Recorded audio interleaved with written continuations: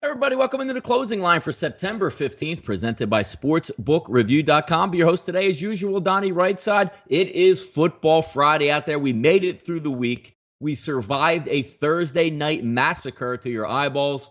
Might as well pour some bleach in, dip it in the sink, scratch the eyes, rub them out here. It's time to get busy here. We got 3 football games on the docket tonight in NCAA football, a full slate of college football on Saturday, and then, of course, Sunday brings it home once again. Welcome into the closing line once again, September 15th, 2017. In just a few moments, I'm going to bring on my co-host, the big man on campus, Jeff Nadu, also host of the Closing Line Saturday College Football Edition with Pistol Pete Loshak. Tune in tomorrow, 11 a.m. A lot of fun on that show, a lot of good picks, and a really live chat box on that show. A lot of fun, so hopefully you do patronize that show and tune in. But once again, I'm Donnie Rightside here. Just going to bring Jeff in here in just a few moments. As you know, Major League Baseball is still on the docket. There's a lot of money to be won there. Last night on the show, Pete came on with me. I gave out the Houston team total of over 5 plus 105. Ended up with a push in that one. Houston got 2 early runs, but needed some runs in the 8th and 9th inning just to get the push. So we'll take that. We won the night before. I got another pick squared away for you a little bit later. So hopefully we can win some money on that there. One game did finish up today already. 901, 902 on the rotation in 8-2 final. The Chicago Cubs over the visiting St. Louis Cardinals.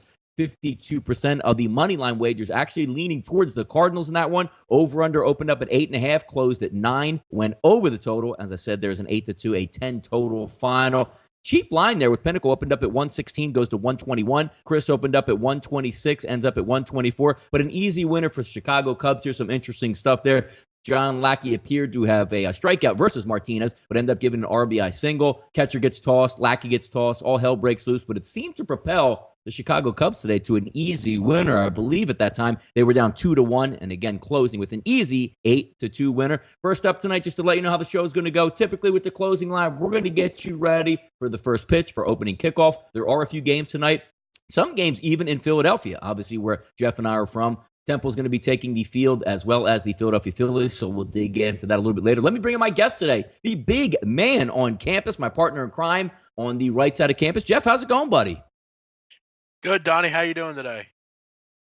Glad to have you on the show, man. I know it's a big week. We've talked all week long. We've pretty much gone over each and every game in college and professional football. Had a lot of fun doing it. I know we picked an interesting topic since it is Friday. We actually let the listeners decide what 5-pack that we're going to choose from in NCAA football, Jeff. So we'll get to that here in just a few moments. What do you say we break down a few games here on the Major League Baseball card this evening, buddy? How about it? Let's do it.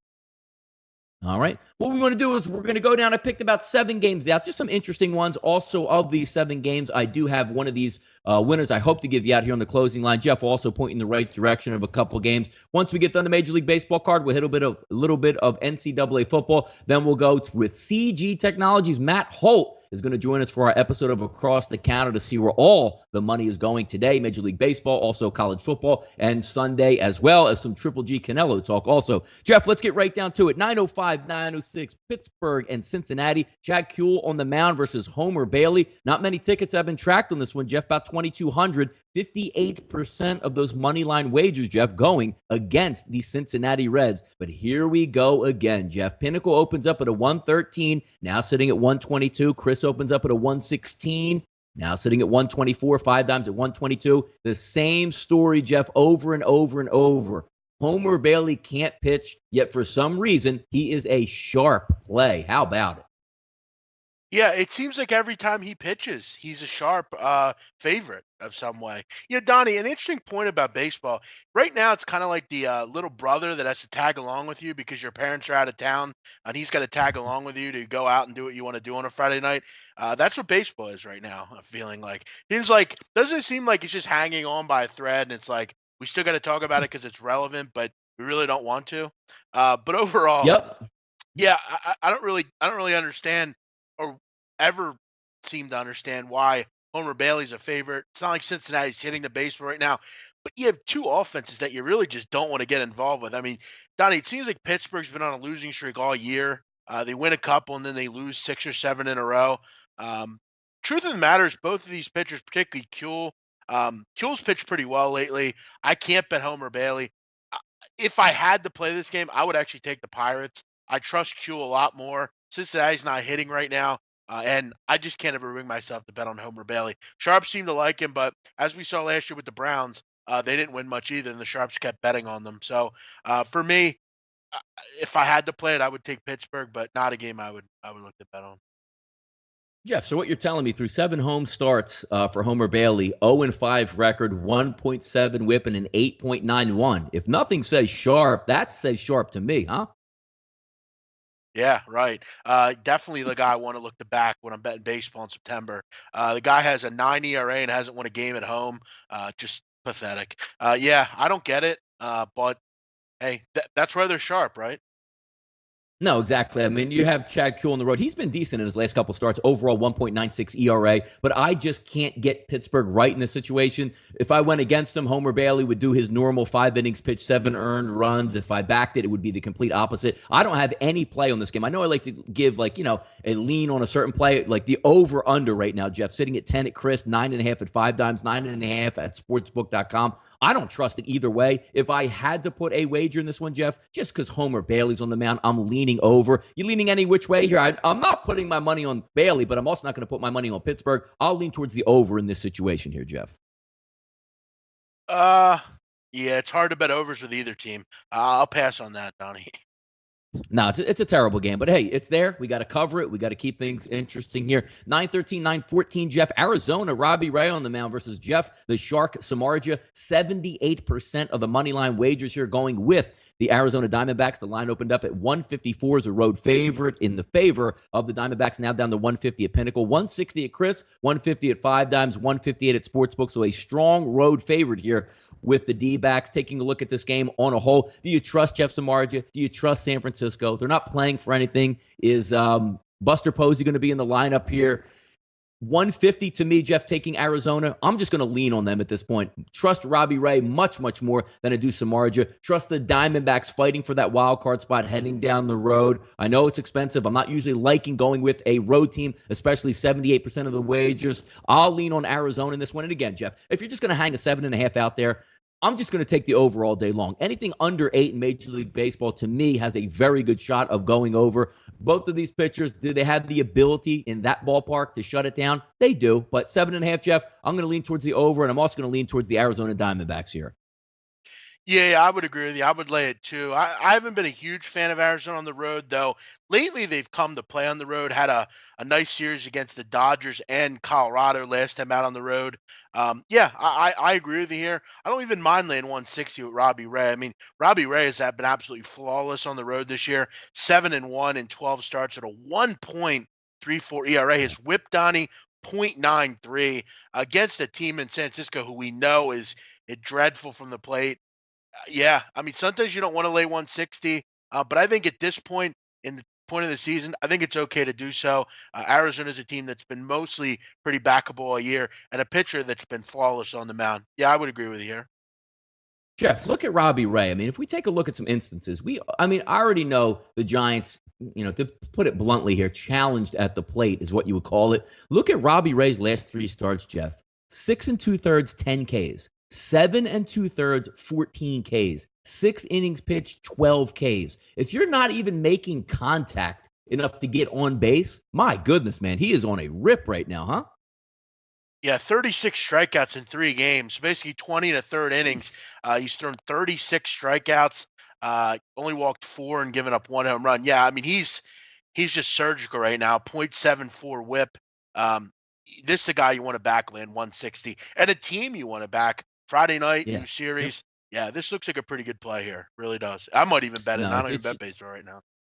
Yeah, no, I'm squarely looking at this one as well. So I think it's a decent price for a road team. One team's making the playoffs. The other one's just going to be sent home here. Folks, welcome in to the live chat box. Thanks for joining us here on the closing line for September 15th. Hosting today, as usual, Donnie Rightside with my partner in crime, Jeff Nadu. In just a few moments, if you hang on there, about 20 minutes, we're going to bring in Matt Holt from CG Technologies for Across the Counter to get some ideas on where that money is going in NFL action, NCAA action. And I know, Jeff, I always like when Matt comes on the show because he is a boxing guy as well. You're a boxing guy. You'll be able to ask him some questions going back and forth, maybe some prop bets that we might be looking at, and we'll have some fun on the show. So stay tuned for that a little bit later. But let's get through this Major League Baseball card here, Jeff. 9:15, 9:16, your hometown, I should say. I mean, hey, you're not from the Yankees area, but, in theory, this is your squad. 9:15, 9:16, again, Baltimore, the New York Yankees, Inoa versus Severino. 27% backing the road team here, the Baltimore Orioles, who got laced last night. Hot pitcher again on the mound versus spot start guy. Jeff opened up at 235. How about this for some steam action for you, Jeff? Minus 315 at Pinnacle, minus 305 at Chris, minus 310 at Five Dimes, with an over-under currently sitting at anywhere between 9.5, depending on where you're shopping for an outlet. Heavy favorite here for the Yankees. How about that, man? Yeah, they're a big favorite tonight. I'm actually looking at the runs market here. I'm going to look over. This Orioles team's not playing well though right now. They've lost 8 of 10. Really, at kind of the worst spot to lose 8 of 10. Yankees at home. You look at the weather on the East Coast, Donnie. 80 degrees.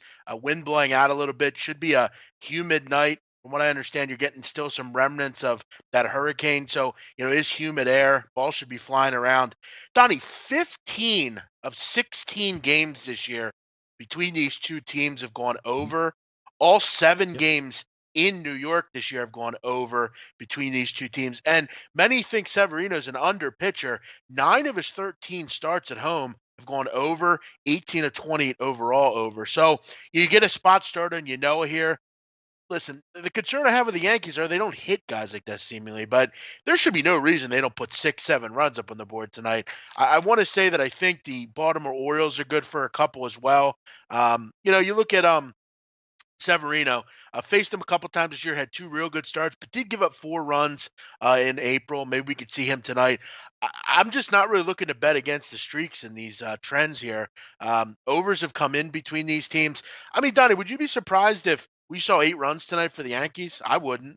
I think No, not at all. I'm just going to ride with it. Yeah, go ahead. No, finish your thought there. I'll clean it up. Go ahead. Yeah, I just want to say, I mean, it's just hard to not kind of go with a streak of 15 of 16 this year. That's just something I have to look at.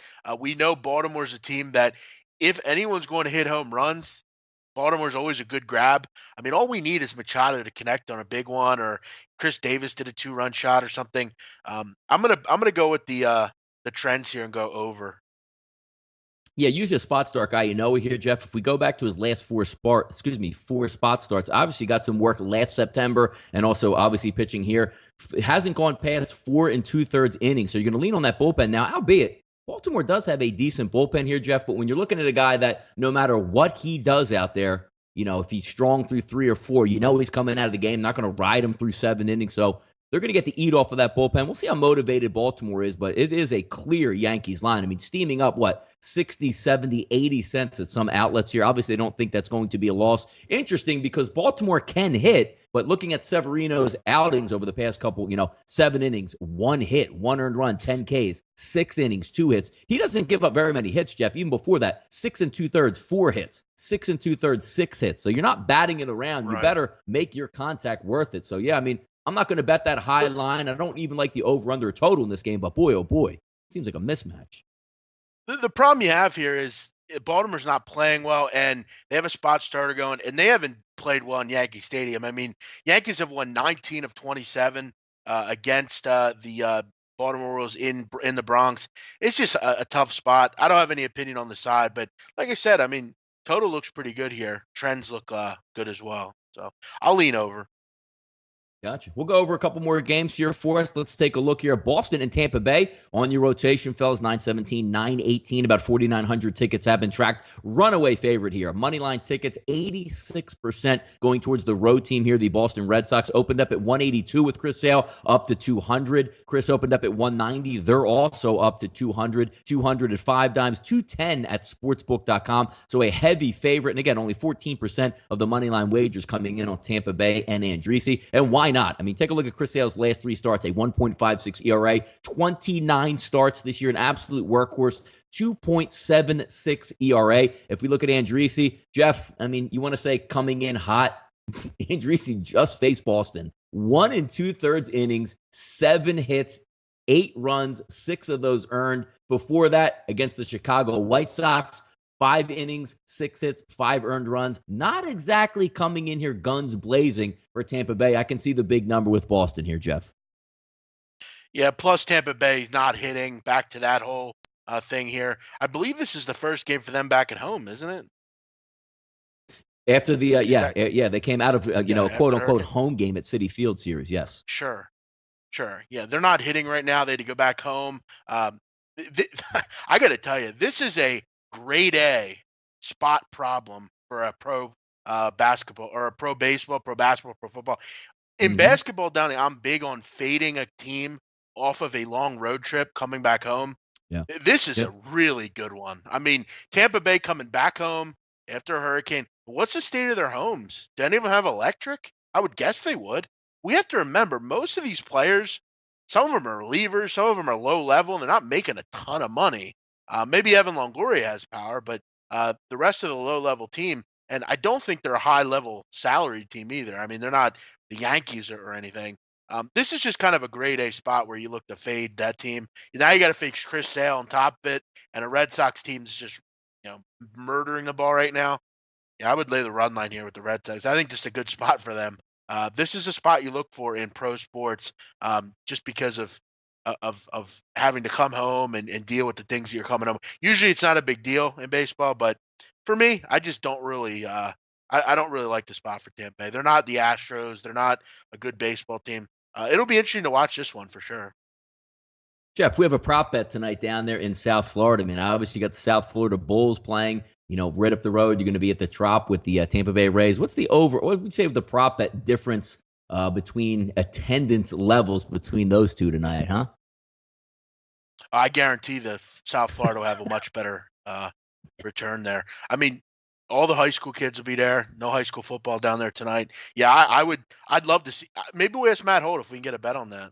I'd like Yeah, to. yeah. I'd like to hear the Who's odds there. galvanizing who there? Yeah, you're right. I mean, are you looking forward to the football team getting home, cheer them on, or hey, the Tampa Rays are home. Nobody cares about them anyway. So we'll see how well the Trop held up. I know a lot of Let me people ask down you, there. Donnie. Probably Tampa Ray fans rooting for that place. Go ahead. Yeah, I'm curious. And again, I've never been to these stadiums, so I don't know. How close is Raymond James to Tropicana Field? I mean, are they close? I don't know if it's that close. They, One's in Tampa, one's in St. Pete, I think. So I don't think they're like, oh, true, down in true, South true. Philadelphia. We're in the same Yeah, complex. I yeah. think they're Forgot pretty about. far away. Yeah. Yeah. Good point. I forgot about that. I always think they're in like even when we're watching. the same. No, go ahead. No, I always think they're in the same town because you always think Tampa and South. Okay, that makes sense. So they're not even close to each other. You always think like You know, South yeah. Philadelphia, it's like right next to each other. Yeah, or most complex. The same thing when you look in Baltimore, you have the Ravens Stadium right next to Camden Yards. It's like that in a lot of Yeah. places. But even watching, I've never been to Tampa Bay, but when you look at Raymond James, it looks like it's almost like just in the middle of a bunch of fields. Like it's nowhere near the city itself. When I know it's the direct opposite there for when you go for like the Lightning game and stuff like that. They're a little bit more closer to the city. But yeah, I don't think there's going to be too much crowd. I don't think there's any crowds like that. It looks like MZA says about 20 miles. Something in that range. So yeah, Okay. so it looks like it's probably a little bit farther away. But yeah, no doubt about it. USF's going to get more people there than the Tampa Bay Rays. Jeff, next Definitely. game here on the docket, buddy. I think it's the one that most people want to look at tonight. And why the hell not? 921, 922. Kansas City and Cleveland, Vargas and Bauer. Are we going to get number 23 tonight, Jeff? 61% of the tickets say yes. Bauer opened up at $230. Chris opened up at $240. Sitting at around $2 right now, Jeff. Chris $203, 5 dimes $200. Sportsbook $205. So still a heavy favorite. It's funny because if they're not on this, ridiculous streak where they're just buzzing down through everybody, that line is way, way lower at this point. Probably looking at Bauer, Jeff, maybe 140, 145, 150 in that range. But who's going to step in front of him? If we take a look at pitchers, Bauer's been great. Lately, 2.41 ERA. He's been decent at home, 15 starts, 3.93 in the American League. Nothing to scoff at. Vargas, last 3 games, he's been stumbling. I mean, he opened up the season amazing, way over his head, coming and crashing back down to earth. Just being a fan of baseball, Jeff, I would love to see him get 23 here tonight. I think the matchup is good. Both of these pitchers. One way I would lead in this game, Jeff, give me the over 9 in this situation. I think both these teams will hit. I think they'll score more than 9 runs, somewhere in that, 10, 11 run range, double-digit total. I would like to say give me Cleveland, but I'm not buying 2-1. Give me the over here. I think we get some runs here. I'm gonna go with the Royals tonight. I think they win. I think the streak ends tonight. I really do. I think Vargas is a guy that look, we can all agree has regressed a ton, and Bauer's been very good, but I feel like he's going to screw this up. I get the feeling. I don't know why. He just seems like the prototypical guy. You look at last night. I mean, that's just luck for you. I mean, the Royals lead the whole game. You bet against Tomlin, you're in a good spot, and they let it go. But I think you have to peel back the onion and you look at most of these Cleveland hitters don't really hit Vargas particularly well. They're very few. I think the best hitter hits 261 off of Vargas. Not a, they don't dominate him or anything. This is going to end at some point. I get a feeling it's tonight for some reason. I don't know why. We'll see how it goes. Again, I don't tell anyone to bet on this. I'm not going to gloat if it hits, but don't be surprised to see Jason Vargas and the Royals win this game. I have a weird feeling. I haven't really had a feeling until today, but I looked at the numbers. I see that they don't hit him particularly well. I'll take a shot that the luck runs out here for the Indians. Yeah, interesting tidbit in that game, Jeff, between Kansas City and Cleveland. Cleveland now with this streak and this run, you're getting good weather in Cleveland. The walk-up ticket sales have been amazing. They had over 10,000 last night, same-day walk-up tickets. They're actually expecting a sellout tonight, being it's a Friday night there in Cleveland. So good to see. I know over the years, Jeff, we've seen them change, at the Jake. I still like to call it the Jake, but the upper deck, dismantling it, setting up these stupid-looking wood pieces that cover up the seats because nobody fills them up. Good to see Cleveland turning out for their support of their baseball team. Good team. They're going to be in the playoffs again. It's a lot of fun. It's a lively crowd, so I'm going to root them on tonight, but I'll look for the over in that one, Jeff. Next up here, we had a lot of fun with this pitcher this year, and could the streak or the edge be over for the man? 925, 926, Toronto and Minnesota. Hap versus Cologne. The lefty going against the ageless Big Sexy, 56% are backing the Toronto Blue Jays here, and I can't fault them. Cheap line opened up at -110 in the favor of Toronto, at -108 now at Pinnacle, -111 at Chris. So roughly a pick 'em to 110 to 115, depending on where you're shopping out there. Over under in this one, Jeff, opened up at 9.5, still sits at 9.5 in both outlets. J-Hap, the better pitcher coming in. Cologne was amazing for a while. Last start, Jeff, 1 2/3 innings, 6 earned runs. Somebody finally caught up and hit him. I think Toronto's going to, I think it's a cheap number for Toronto. I think Hap is the better pitcher. I think they're going to hold on and get a victory over the home team, Minnesota Twins. I'll take the short number here. Let's go at 5 dimes, -111. I'll lean on that in the situation because I think it's about time Cologne gets hit again here, Jeff. Yeah, and Hap's been pretty good lately. You look overall, he's been pretty good all season for the most part. I mean, we got to give him shit for being the old Phillies guy, and just kind of laugh at him. But he's overall been pretty good. I mean, I can't fault him. Look, I'm not on the Cologne train. I think he's really pathetic to look at, to be honest. Listen, I clearly have some weight problems, but I'm also not a major league pitcher that is around athletes everywhere. He's just pathetic, really. I mean, he's not any good, and he gets crushed seemingly every time he pitches. Yeah, again, not high on back in J-Hap, really, but I can't knock the man. He's pitched pretty well this year. I would lean Toronto, but we have to remember Minnesota's in the wild card picture. Not sure they're going to throw away this one quick. This might be one in the 7th or 8th inning. If Bartolo Colon could just be average, they're going to be hanging around, I feel like, in this game. But I'd lean Minnesota, or Toronto, but I don't have much on this one.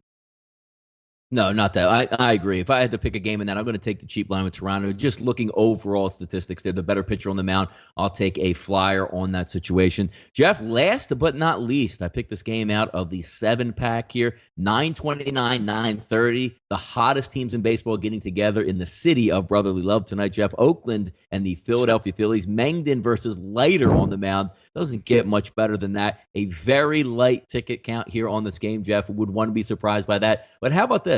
70% of the money line wagers right now, Jeff, coming in on your Philadelphia Phillies here. Line opened up at 118. Pinnacle now at 125. Chris at 130. 5 dimes 128. Sportsbook 130. The Phillies at home is a favorite.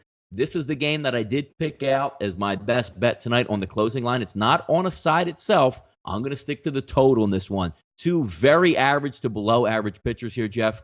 2 very average to below average bullpens. Young kids at the plate for Phillies swinging the hot stick. Oakland, I think, has the ability to put up a couple runs here as well. I'm going to go over the total here of 10. We'll go at 5 dimes. Over 10, -105. That's going to be my closing line wager of the day. I just like the look of this young Phillies lineup. Maybe Rhys Hoskins puts another ball into the seats tonight. But if I get a pitching duel here between these two clowns, franchises, 2-1, 3-1, I'll live with it. But I'm expecting at least double-digit runs in this game as a total. Everything goes against, it keeping low. You have a bandbox ballpark, two teams that technically, I don't know how much Oakland technically can hit, but the Phillies are hitting really well. I don't like either one of the bullpens. Give me the over 10 here, Jeff.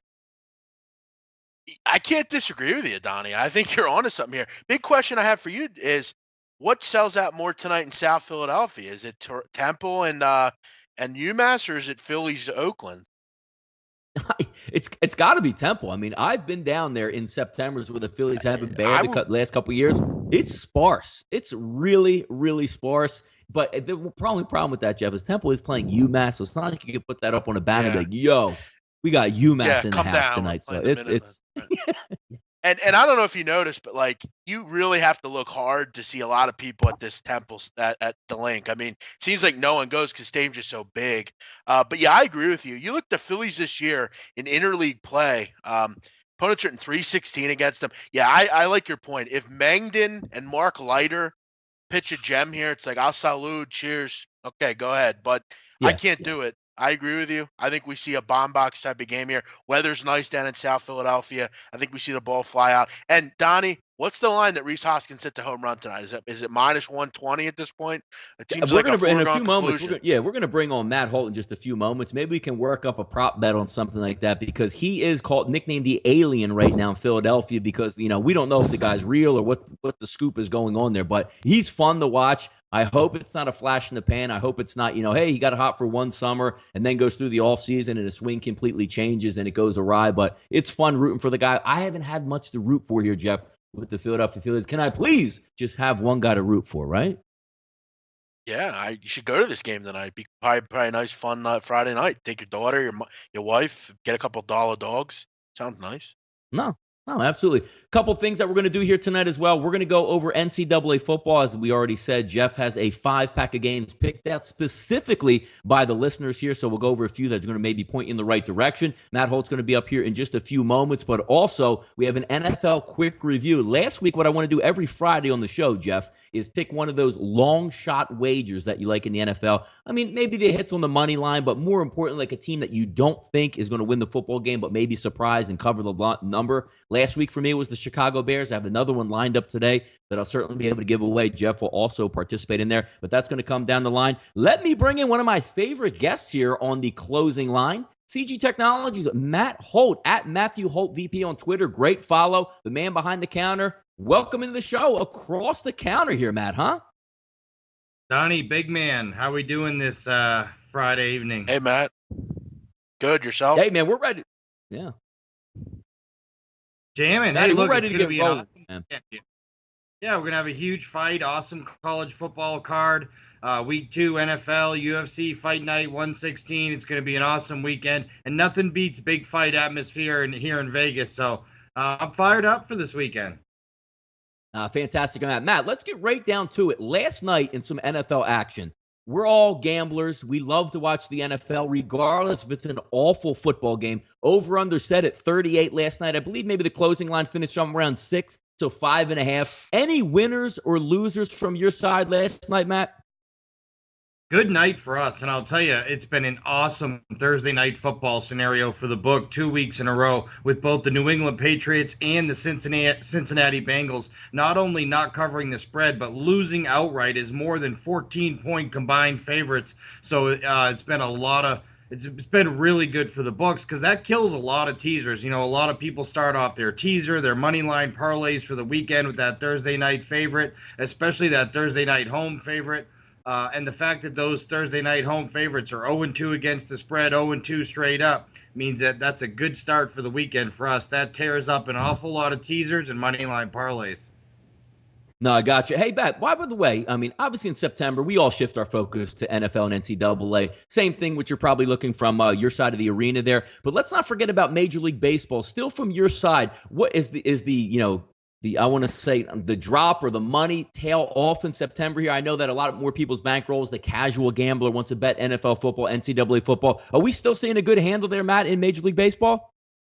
Yeah, we're seeing a great handle here, and actually we're seeing a better than normal September handle, and I think a lot of it has to do to the Cleveland streak, and on the other side, the anti-Dodger streak. And we always joke in the office, well, I don't know if our CEO and the bankers up top joke, but the Dodgers have been the most costly team for the books all year long. When the Dodgers were on a big winning streak, the whole world was backing them, and now when they went through this losing streak, it seems like the whole world's fading them. So either way, the Dodgers have buried us all year long.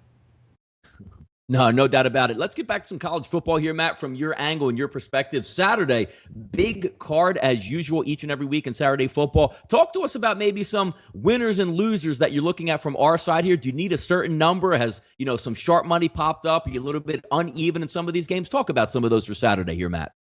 Yeah, so we'll run down a few that have taken some serious action already, starting with game number 119, Air Force at Michigan. This one opened about 26.5, down to 23 here, and it's not just the sharp players here. Of course, we have one-sided sharp action, but surprisingly enough in this game, 2.5 times as much dollars wagered over the counter on the Air Force Falcons here. A surprise because Michigan, one of the more popular teams normally at the betting windows, at the casinos. When the public is anti-Michigan, it's going to be bad. So we've seen a huge line drop here. A lot of people taking note of the fact that Michigan, 4 pick sixes this year, unsustainable defensive scores, and a lot of people looking to take the big points with Air Force. No, very interesting stuff there. Matt, on the Saturday, do you have one game that's getting more exposure than any other game in this one that's, people really chomping at the bit to bet at this point? So I wrote down our top 10 liabilities. I figured we could run through a few, whatever you want to do. But our biggest liability as of right now, the Louisville Cardinals, and probably for good reason. Current Heisman Trophy winner Lamar Jackson looked amazing on the road last week at North Carolina. Clemson got the win and the cover against a popular dog last week in Auburn, but they didn't look great doing it again. The offense really hasn't got going yet.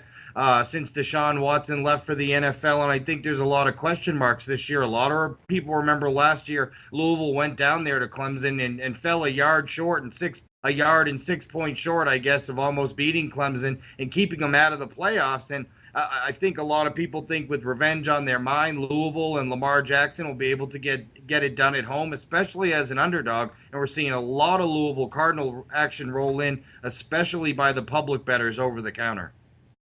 No, that's really interesting because when you take a look at the game prime time, I know the handle is going to build as the day goes on. Everybody's going to be excited for that one. It just kind of interests me when you have that type of volume there, how you sort of hit the nail on the head with the number. I see across the board, at certain outlets, most of them are hanging right at that -3. In order to tip that in a certain direction there, Matt, from your side, what do you look for that say, are you going to take a sharp money angle on one game or you're really, out of whack here, taking too much money towards Clemson? In order to tip that to maybe 3.5 or 2.5, what does it take from your side? And is there any late adjustments that you might make on that?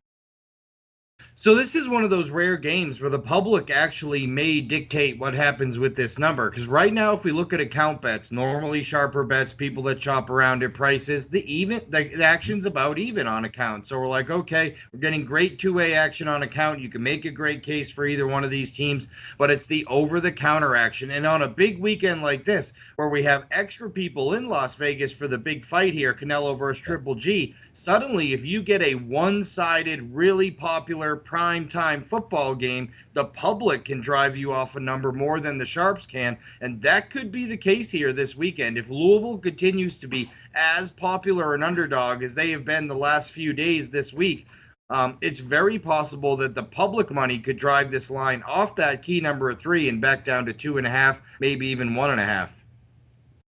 Hey, Matt, by the way, in baseball, we see, I always used to joke about, the Yankees tax, or, you have a New York Giants tax or a Dallas Cowboys tax. Is there a team that you always look for from your side of the counter there when, the team is always going to be bet just because of the large fan base or people are in town to bet a game? Is there one of those teams that you guys joke around with, oh, boy, here comes the Notre Dame money, or here comes the Texas money, or the USC money? Does any of that ever occur for you out there? Well, obviously during this streak, the Cleveland Indians are paying a tax, but we do have some local, certain regional biases here. The LA Lakers in the NBA, despite how bad the Lakers have been lately, there's always a premium paid on the Lakers here. We always take a ton of Lakers action. UCLA, USC, especially, again, big regional biases. And the New England Patriots, despite the fact that they're all the way across the country, I guess the Patriots are kind of region proof because we are huge liability to the Patriots every single week. Awesome. The closing line September 15th, if you're just tuning in here, presented by SportsBookReview.com. Guest host today is Jeff Nadu, the big man on campus. Live with us right now from CG Technologies, Matt Holt at Matthew Holt VP on Twitter. This is our Across the Counter episode here. Before we flip over to the NFL, Matt, there are 3 games here tonight on the college football card. Seeing anything interesting in these 3 games here? So we've been pretty split on 2 of the games. South Florida, Illinois, and Temple, UMass. We're almost black to both of the games. It's amazing. We're taking sharp and public 2-way action on both games. Not the case here with Arizona. This is a team that hasn't fared very well on the road. They're not playing well in the Pac-12. They have a coach on the hot seat. But we have already taken 2 6-figure bets on Arizona tonight on the road, and we have massive liability on Arizona on the road tonight, so we're certainly going to be UTEP Minor fans. Yeah, good luck with that brand of football. Late night game here. Me and Jeff joked about that on the right side of campus. Tough one to watch, but hey, it's football and we're going to watch it, so that should be pretty fun on there. If we take a look, Matt, let's shift it over real quick before we talk a little bit of boxing with Triple G and Canelo. Obviously, Sunday football slate is ahead. 2 major games I want to look at. I don't know if you have any read or taking any certain information in. 283, 284, Dallas and Denver at 425. And then the nightcap on Sunday night football, 287, 288, Green Bay in Atlanta. Figure to be 2 heavily bet games. Anything interesting from your side there, Matt, on those 2 games? Yeah, Dallas at Denver feels like a sharp play to me. It feels like we should be taking more sharp Broncos action than we are. I think a lot of the sharps are probably holding out, hoping they can get a 3 here, and maybe that's the case. But, I mean, this feels like a game where we're supposed to take sharp Denver action. If not for some fumbles and interceptions and basically Denver blundering that game away last Monday night, and they hold on and win by 17, it feels like it's Denver won in this game. But all of a sudden, we are all Dallas Cowboys money. Over the counter, on account, nothing but Cowboys so far. Again, I think the sharp money on Denver is going to come, but it hasn't come yet, surprisingly. And right now, we have pretty good liability to the road team here in the Dallas Cowboys. Gotcha. Rematch at night there, 8:30 p.m. Rodgers versus Matt Ryan. Should get a lot of attention. Mercedes-Benz Dome opening up for this one. 2 exciting football teams looking to do some damage this year. Any interesting wagers coming in? I see, with over-unders or maybe even, because again, both these quarterbacks and teams do put up points here. Maybe sharp money coming in on the over, or maybe taking some under money here in this action, Matt. This is our biggest pros versus Joes game of the week here in the NFL on this Sunday slate. Public money coming in at about 2.5 times the dollars wagered over the counter on the Green Bay Packers, who got the job done at home in week 1 over the Seattle Seahawks.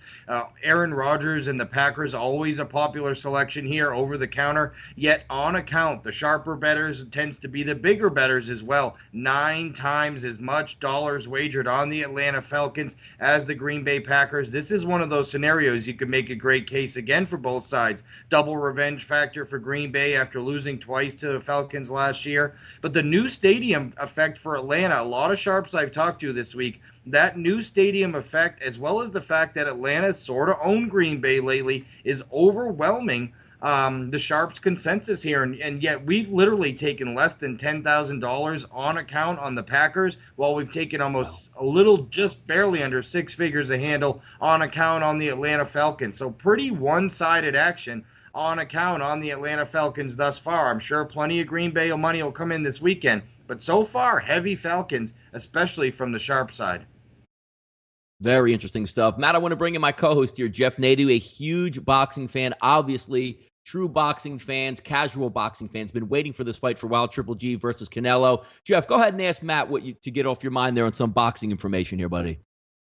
Yeah, I'm curious about, Matt, what you're getting with this fight out in Vegas. I know offshore the lines started to come down a little bit on Gennady Golovkin. You're starting to see some Canelo Alvarez love. I've made my bet clear where I'm on. Can you tell us more a little bit about what you're getting with this fight? I mean, I've seen some big bets coming in with some other books, but what does your handle look like?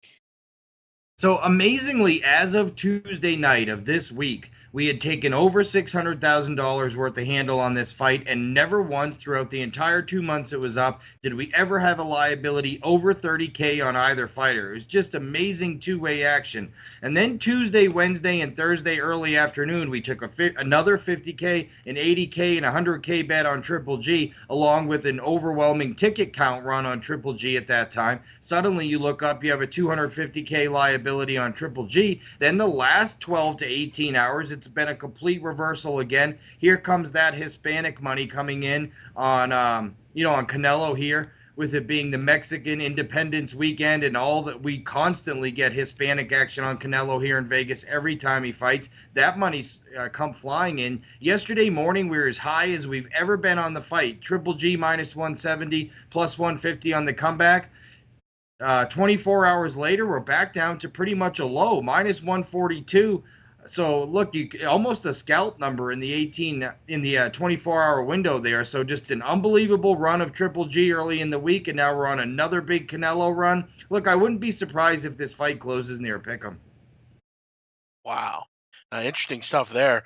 One other question, real quick, if I may. Quick college football question. Oklahoma State, that line's going down. That's all sharp money? Yeah, it is mostly sharp money actually on this game. And this is another pros versus Joes game, as the public has been on Oklahoma State every single week this far, on Oklahoma State again. But a lot of sharps that I talk to, and this makes sense to me from an odds maker perspective, I had the same struggle with this game. Last year, they played this same game in Stillwater, and Oklahoma State was only a 3-point favorite at home. They got the job done, winning by a touchdown in a really competitive game that they were losing for a lot of the game.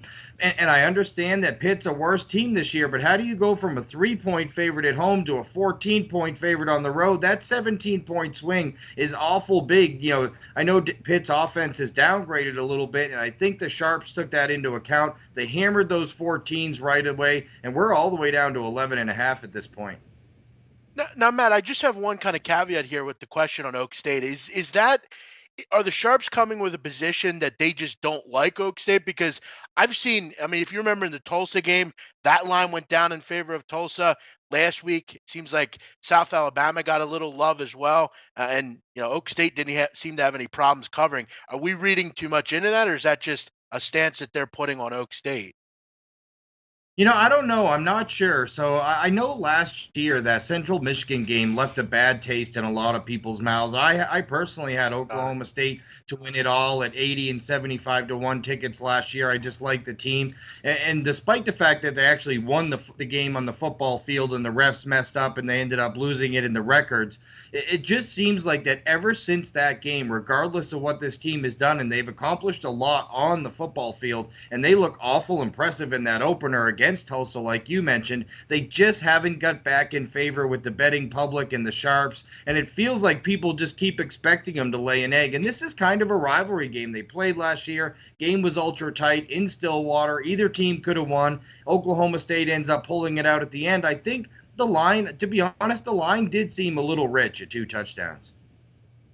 Interesting stuff there, Matt. Before we get you out of here on take a look at one more thing, there are a lot of other fight fans out here, combat fight fans, UFC handle for this weekend. Talk about some of that action there, Matt. Yeah, UFC 216 handles a little bit sluggish this week with everything else going down, but I expect with all the fight fans getting into town last night and today that we're starting to see that steady increment of handle picking up on that. I love this card, actually. I made a big play on the over 2.5 rounds in the main event, David Branch and Luke Rockhold, and I played a couple other fights early in the week. Anthony Smith, I played him when he was minus 105 early in the week. Martin, I played over Aubin Mercier when he was minus 105. We've seen that one flip-flop as well. This is actually a really fun card with a great main event that means a lot. The winner of this fight very well could be the next contender for the UFC middleweight crown. Fantastic. Matt Holt, a busy man out there in Las Vegas. Thanks for spending a couple minutes with you, Matt. Always appreciate it. Always a fun guy. CG Technologies, Matt Holt. Follow him at Matthew Holt VP on Twitter. Great follow. Get the insight from across the counter. Once again, Matt, hopefully we can do this again. Love when you come on here, buddy. Guys, Thanks, always man. a pleasure. Have a great weekend. Best of luck. Talk to you Monday. Take care. Thanks, Thanks, man. Matt. Once again, folks, that was Matt Holt from CG Technologies at Matthew Holt, VP on Twitter. Always nice to get that angle, Jeff, right? Talking about a little bit of Vegas action here. Yeah, Matt's he's a class act, man. Straight shooter, good guy. Always is, and he's never he's never keen on not giving information out. Good guy, knows the business, and he's always a cool, collected guy, which you don't normally see with bookmakers. They're kind of all over the place. But yeah, I love Matt. Great guy. Hopefully to meet him one day. No, always nice. Hey, we'll catch it down there. And again, he's as great as he is on camera there, as very friendly as he is on camera, the same way in public, man. Sit right next to him, shoot the shit with him. It's a lot of fun. Thanks for Matt for coming on the show tonight. But Jeff, we only got a couple minutes left here, about 10 minutes. We got to get to some NCAA football. I know we had a 5-pack that we had picked out for the listeners here. Probably won't be able to go that in-depth into these wagers here, but I do want to get started on those, Jeff. 111, 112. Kentucky and South Carolina, 74% of the spread tickets coming in on South Carolina, opened up at 6.5, currently sitting at 6 across the board. What can we check out from this game, buddy? Yeah, this is going to be an interesting game, Donnie. All the games in the Mark Stoops era in Kentucky between these two teams have come down to a touchdown or less. They're usually well-played, close football games, but I got to tell you, I've not been impressed by Kentucky this year. Look poor in week 1, struggled in week 2 against Eastern Kentucky. I really did do a lot to even win that football game. I'm very impressed with what I've seen out of South Carolina. They're at home in this spot. Rico Dowdy, a great running back, and Donnie, the big name in the country that people need to get familiar with, Deebo Samuel. You have a prop out there, maybe for this guy to have return another kick. 2 games in a row to start the season, he's returned a kick. He's on a crazy run right now. Just too much monotony with Kentucky right now. Don't know who their quarterback is. I like what I've seen out of Jake Bentley. I'm going to be okay with laying the touchdown here. I think South Carolina is going to be a pretty good bet all year. I like this football team. They're getting better and better. I'd lean Gamecocks here, -6. Interesting game there. Keep it moving down the list. 119, 120. Jeff, Air Force and Michigan. My first glance at this, I thought it was too many points. Opened up at 26. Looks like the public and the sharps are agreement with me there. -23. Looks like it is across the board. Over under opened up at Pinnacle 53.5. Currently sitting at 50. And most outlets between 50 and 50.5, depending on where you're shopping. 64% of the spread wagers coming in here, Jeff, on Air Force. What do you see in the outcome of this game here? Yeah, I was happy to hear that sharps are on Air Force. I actually took them at 24. I think anything above 21 is a pretty good play here for the Falcons. They had a week off last week to prepare. You don't usually get a bye this early, but it was a nice bye to kind of prepare for Michigan. Wilton Spate struggled to move the football, 52% completion percentage. I just don't know that they're built right now to cover big numbers. And Air Force is a team that is going to throw the football around a little bit. They have a pretty good quarterback. And in this spot, Air Force has been really good as an underdog. They've covered 6 of 8 as an underdog and covered 6 in a row as a dog of 21 or more. For me, I just don't like Michigan right now laying a big number. They'll win this game, but I think this is like a 28-17 type of game. I think Air Force will do enough to stay way within the number here. I'd lean Falcons. Next up here, underachieving North Carolina versus Old Dominion. 129, 130 on the rotation. Not that many tickets have been tracked or wagered on this game, only about 2,200. Most people don't even know Old Dominion, Jeff, even has a football team, but 59% of the spread wagers coming in on Old Dominion. Line opened up at 10. Looks like it's sitting across the board here, Jeff. Excuse me. Line opened up at 10 at Pinnacle, sits at 10. Chris opened up a little bit early at 7.5. That line actually sits at 10.5 across the board, over under at 55. We all know and love Old Dominion. I love the program. Tight-knit community there. Team that plays hard. Last year, I bet a lot of overs with David Washington. He's no longer there, but they still have 2 really good running backs. What do you see out of Old Dominion? Because you know, Jeff, they're going to be ready for this football game. Town's going to be up and is going to be backing them big time. Yeah, in the last game they played against North Carolina, Donnie, I don't know if anyone remembers, it was back in 2013. North Carolina put up 80 on Old Dominion, 80 points. They won 80-20 in that game. So clearly, I don't think this game will go anywhere near that. But, you know, Donnie, as I did some hard research in this game, I found it harder and harder to decide who I liked here. I think UNC is really going to be much better. You don't have to face quite the caliber of player you faced last week. The problem I have with Old Dominion is they played Albany and UMass, and they really haven't looked good in either of those games. Their quarterback, LaRussa, has had trouble moving the football. Ray Lowry's been injured. He's going to play in this game, and they should be able to move the ball against a bad defense. A defense has given up 378 yards passing per game.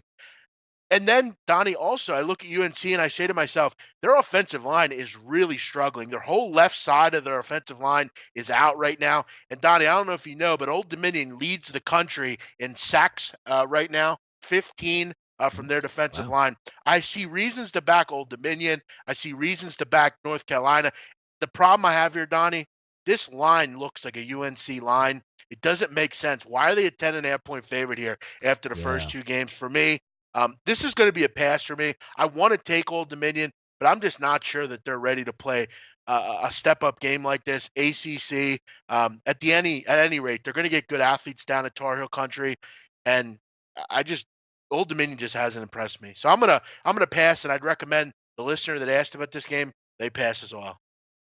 Yeah, you know what's interesting, Jeff? We look at that Memphis game and you see that like 3-point line up there. It's like, damn, shouldn't UCLA be favored more? That's the feeling I wanted to get from the North Carolina game. You want to see like a 6.5 or a 5.5 there, and that lets you know that Vegas thinks they're a really live dog and can win the football game. 10.5 is a little bit disheartening here, Jeff. 2 games left. We'll speed through these. 151, 152. Virginia Tech and East Carolina, 91% of the spread wagers backing the Virginia Tech Hokies here, Jeff. Hokies laying a stiff number, minus 22 on the road, 22.5, depending on where you're shopping at. They're over under at 5 times, currently sitting at 60.5. Contrary to popular belief, I don't think Jeff's an ECU backer. Yeah, this one will be quick for me. In 2 games for East Carolina University, they've given up 617 yards per game, and they got rid of their defensive coordinator. It's not going to matter much here. The one problem, Virginia Tech could not come out slow here. They've had trouble with Eastern Carolina in the past. Problem is a different ECU team. They need to come out and play like the 16th best team in the country. Don't screw around here. Put the foot on the gas and score the points, because you're going to have the opportunity to do so. I think this is like a 41-10 type of game, Donnie, to be really honest. Thomas Sirk's out for East Carolina. Their defense just a mess right now. I think this one's similar to what we saw last week with Eastern Carolina. The better thing here is Virginia Tech's a much better defense than West Virginia. I think they're going to have a lot of trouble in this football game, and they're not going to be games like the past where they were close. I think Virginia Tech puts their foot on the gas and doesn't look back here. 167, 168, SMU, TCU, the battle of the state of Texas here, so to speak. 70% of the wagers, Jeff, coming in on SMU, catching plus 20 in this ball game. Pinnacle opened up 17.5. Chris actually opened up 17, but that number's since gone up to 20 across the board. Give me some thoughts on this game, Jeff.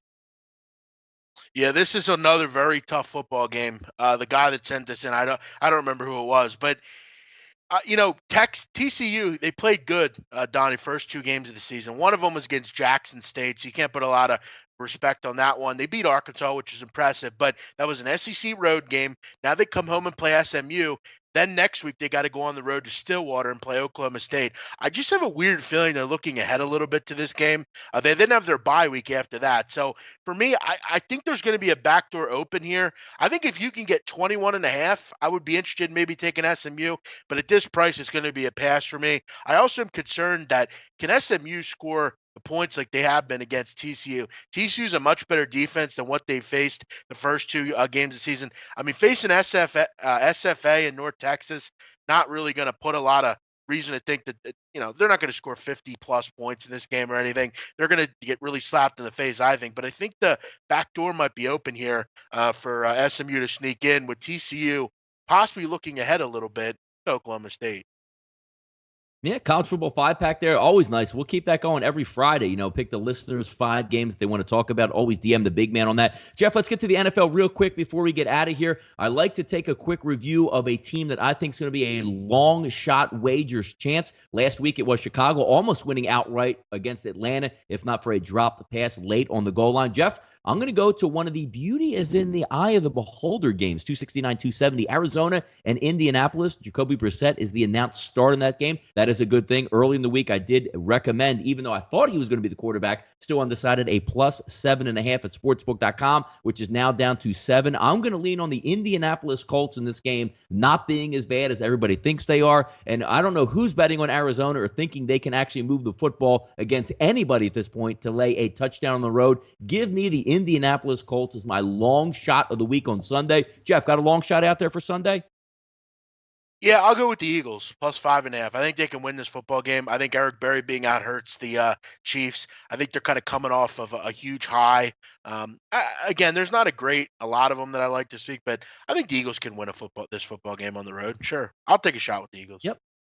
No problem at all. And also going back over some baseball betting here, it looks like the Phillies are at minus 121 right now. Bartolo Colon basically in a pick'em with Toronto, NJ, Happ, Samardzija, and Ray, 150 at Pinnacle right now. Homer Bailey, Jeff, steamed up late here just before first pitch. He's now a 138 favorite at Pinnacle and 140 at BetUS. Good luck on your steam and your sharp money betting with the Cincinnati Reds. But I'll go tonight again with the Philadelphia Phillies. Over 10 is my play of the day here on the closing line. Jeff, before we get out of here, got anything to leave them with play? Yeah, South Florida. I think they pound Illinois tonight. Great spot for them off the hurricane. It's going to be a fun night down in Tampa. Fantastic, folks. Thanks again for joining us on the closing line for September 15th. We had CG Technology Matt Holt on with us. Also want to thank, again, the big man on campus, my partner in crime during the week on the right side of campus. Check him out tomorrow, 11 a.m. with Pistol Pete Loshek on the closing line college football edition. A lot of fun. Hopefully to put some money in your back pocket. Check out all the latest at SBRodds.com and the latest on social media. Follow at SBR Sports Picks and also give us a like on YouTube and subscribe as well. From all of us at SportsBookReview.com, good luck on your wagers, and we hope we helped you beat the closing line.